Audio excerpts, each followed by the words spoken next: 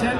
জন্মদিনে কেক কাটা কিংবা বড় কোনো আয়োজন না করে বগুড়ায় দিনব্যাপী নানা মানবিক কর্মসূচির উদ্যোগ নেন বিএনপির ভারপ্রাপ্ত চেয়ারম্যান তারেক রহমান। আয়োজনে ছিল শিক্ষার্থীদের মাঝে বই বিতরণ, ফ্রি মেডিকেল ক্যাম্প, কৃষকদের মাঝে কৃষি সামগ্রী বিতরণ, চিকিৎসা সেবা প্রদান ও হুইলচেয়ার বিতরণ। মঙ্গলবার দুপুরে শহীদ খোকন পার্কে দিনব্যাপী মানবিক কর্মসূচির উদ্বোধন করেন বিএনপির সিনিয়র যুগ্ম মহাসচিব রুহুল কবির রিজভী। বলেন, দীর্ঘ বছর জুলুম আর নির্যাতনের বিপরীতে আল্লাহর পক্ষ থেকে শেখ হাসিনার পতন হয়েছে।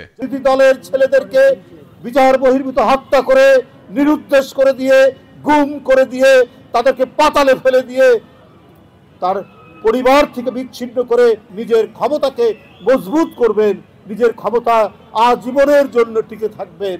তারা নিজের চোখেই নিজের পতন দেখলেন। ভিগো ওয়্যার গার্ড প্রয়োজন মতো বাঁকানো যায়, অধিক চাপেও ভাঙে না। ভিগো।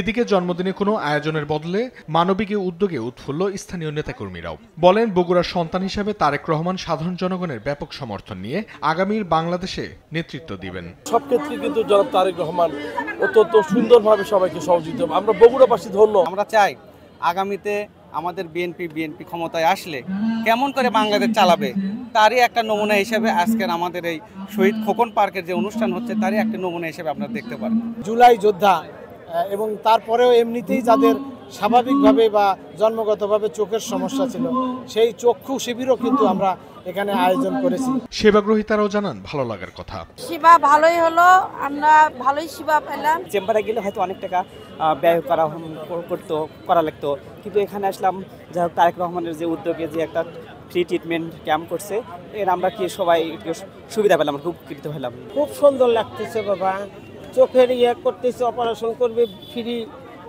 একজন খুব ভালো লাগতেছে। দিনব্যাপী এই আয়োজনে উপস্থিত ছিলেন বিএনপির কেন্দ্রীয় ও জেলার নেতারা। অঙ্কন চৌধুরী, নিউজ ডেস্ক, দেশ টিভি।